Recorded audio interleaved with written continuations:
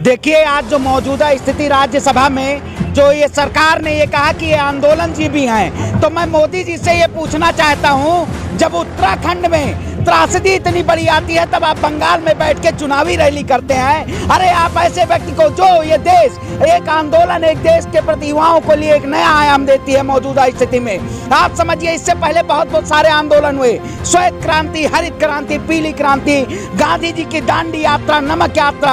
आंदोलन एक नया आयाम देती है। ये सरकार मौजूदा जो जुमलेबाजी की तरह ये सिर्फ और सिर्फ षड्यंत्र थे, तो वही 2014 से आज ये सरकार जुमलेबाजी करती आ रही है।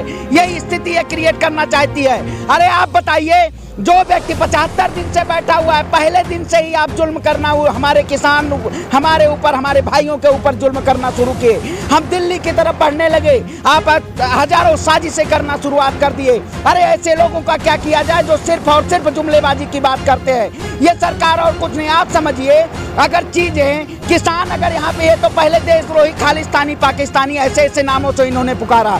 आज जब वह नहीं, हमारी आवाज को दबाने के लिए इसी सरकार ने कील तंत्र का काम किया। अरे कील तंत्र, अगर आपने कील गाड़ने का काम किया, हम एक किसान के बेटे हैं और किसान है, हमने आपको फूलों से सौगात किया है। अरे वो किसान की कैसे बात कर सकते हैं जो इन्हीं कहते थे कि किसानों के ऊपर अत्याचार नहीं होगा। अत्याचार, आज समझिए, जो एनआरसी एनसीआरबी की रिपोर्ट है उसमें आत्महत्या की दर सबसे ज्यादा ऊपर हो गई है। आपको किसान मान कहाँ रही है, ये बताएं। सरकार मान नहीं रही है। 11 दौर की बातचीत हो गई और आज जो बैठ के संसद भवन से बोल रहे हैं कि ये किसान नहीं, ये आंदोलनजीवी हैं। अरे चुनाव प्रचार तंत्र, तो आप प्रचार तंत्र के मंत्री हैं। आप एक चीज बताइए, जो व्यक्ति अपने घर परिवार को नहीं संभाल पाया वो कह रहा है ये किसान नहीं है। अरे सिर्फ और सिर्फ फेंकू की सत्ता है, सिर्फ फेंकने का काम कर रहे हैं और ये सरकार में कुछ नहीं बैठ। आप समझिए, जो विधायक, सांसद, इनको क्या मुख बधिर है?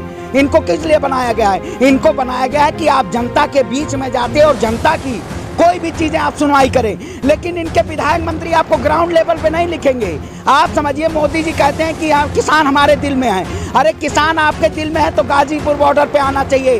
बंगाल चुनाव में कौन है अड्डा नड्डा गड्ढा? ये गड्ढा बंगाल में जाके और बैठ के किसानों के साथ रोटी खाएंगे क्योंकि वहाँ चुनावी मुद्दा है, लेकिन गाजीपुर बॉर्डर में इनको किसान नहीं दिखते हैं। अरे ये अवसरवादी नेता है, ये सरकार सिर्फ और सिर्फ अवसरवाद। आप करेंगे क्या? आपकी बात सुनने को कोई तैयार नहीं हो। आप उनका मंशा दूर दूर तक दिखाई नहीं दे रहा कि वो इस बात को मानेंगे। वो अपनी बात पे अड़े हुए हैं, फिर भी आप क्या लगता है आपको, ये बताएं। अब देखिए कैसे नहीं मानेंगे। आप देखिए, जो चीजें लोग कह रहे थे कि हम नहीं, अब उस दिन राज्यसभा में बैठ के कह रहे हैं कि ये हम मतलब खून से सींचेंगे। अरे खून से तो आप से वो कर रहे हैं, किसान तो पानी से सींचता है, पानी चलता है। किसान कभी ये नहीं सोचता पानी इतना खेत में होगा, इतना। जब मेड़ के ऊपर बढ़ने लगता है तब किसान छोड़ता है, चलो मशीन बंद कर देते हैं। अरे तो वही समझिए, आप ये समझ रहे हैं हमारे धैर्य का इंतजार कर रहे हैं। अरे हम 4 फसल हमारी बर्बाद हो जाए, सूखे से बर्बाद हो जाती है, कैसे भी बर्बाद हो जाती है, लेकिन हम आशा नहीं छोड़ते हैं। तो हम किसान हैं, हम ये समझिए,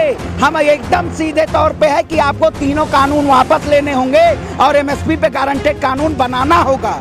मोदी जी कह रहे हैं कि एमएसपी तो पहले था, है और रहेगा। ये कानून जो है दवाई की तरह है, जो खाने में तो थोड़ी कड़वी है लेकिन इसका फायदा होगा। इससे किसानों की सेहत में सुधार होगा, स्वास्थ्य बढ़िया हो जाएगा। 1955 में यही कालाबाजारी के, अरे एमएसपी है, एमएसपी थी, एमएसपी। अरे हम आपसे बात कर रहे हैं कि एमएसपी के कानून बनाइए।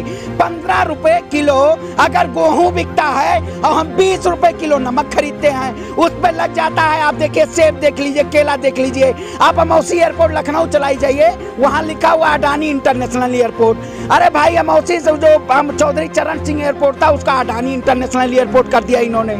आप बताइए, चाय बेचने वाले चाय बेचते बेचते देश की सारी संपत्तियां बेच कर दी, सारी संपत्तियां बेच दी इन्होंने, कुछ नहीं बचा। आप समझिए, एलआईसी तो अभी इस बजट में किसानों और मजदूरों की बात होनी चाहिए, गरीब लोगों की बात होनी चाहिए, लेकिन इसका कोई बात नहीं हुई। सेना का जो होता, सेना में जो बजट दिया जाता उसमें भी परसेंटेज कम देगा। और यही सरकार कहती कि हम भ्रष्टाचार खत्म करेंगे। अरे अब भ्रष्टाचार कहाँ खत्म कर रहे हैं? ये कह रहे हैं कि 50 लाख से नीचे 3 साल तक नहीं, पहले 6 साल था, अब ये 3 साल कर दिए कि हमारे शासनकाल में जो विधायक हुए हैं इन्होंने घोटाले के नाम पे, गौशाला घोटाला, नमामि गंगे घोटाला, शौचालय घोटाला, ऐसे ऐसे घोटालों से जिसका कोई वही नहीं, इन्होंने आदमी के भावनाओं के साथ खेला है। आप एक चीज बताइए, अगर 2019 में ही और 2014 में भी आपको माँ के पास जाना पड़ता है। ये सीए आंदोलन के पक्ष में थे आप?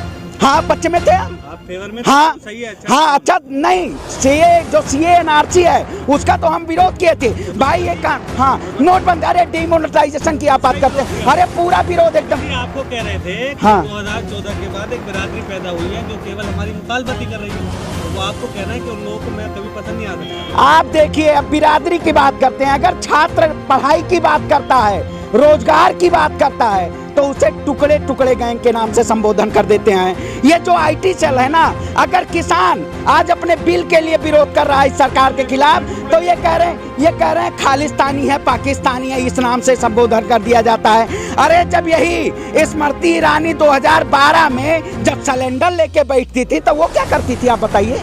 सिलेंडर लेके बैठ, मतलब सर ये ऐसा कौन सा रिलेशनशिप है जो चुनाव आदमी बिना चुनाव जीते और मंत्रालय में मंत्री बन जाता है? आप हमें बनाएंगे, बताइए, ऐसे बिना ऐसे कैसे बना दिया जाता है? समझिए आप। नाम किसने दिया टुकड़े टुकड़े गैंग? तो ये भाजपा कह रही है। अच्छा, भाजपा वाले क्या कह रहे हैं? टुकड़े टुकड़े गैंग के लोग हैं। अरे यार, डीयू वाले भाई हमारे स्टूडेंट हैं, ना के जेएनयू वाले हमारे सारे भाई हैं। और समझे, सुनो भाई, अगर पढ़ी लिखी बात कर रहे हैं तो टुकड़े टुकड़े से क्या मतलब है? टुकड़े टुकड़े को काम है हमारे प्रधानमंत्री मोदी जी का, जो कि हमारे देश को विभाजन करके टुकड़े टुकड़े कर रहे हैं और इल्जाम लगा रहे हैं हमारे जेएनयू वाले भाइयों पे, जो कि स्टूडेंट्स हैं। स्टूडेंट्स वो जो कि भारत का भविष्य है, ना कि भारत का भविष्य हमारे मोदी जी है। मोदी जी अब बुढ़ापे की तरफ जा रहे हैं। अब नौजवानों को हमारे देश के हाथ में देना चाहिए और नौजवान क्रांति लाएंगे। नौजवान किसान है और वी आर किसान, वी आर ह्यूमन बीइंग।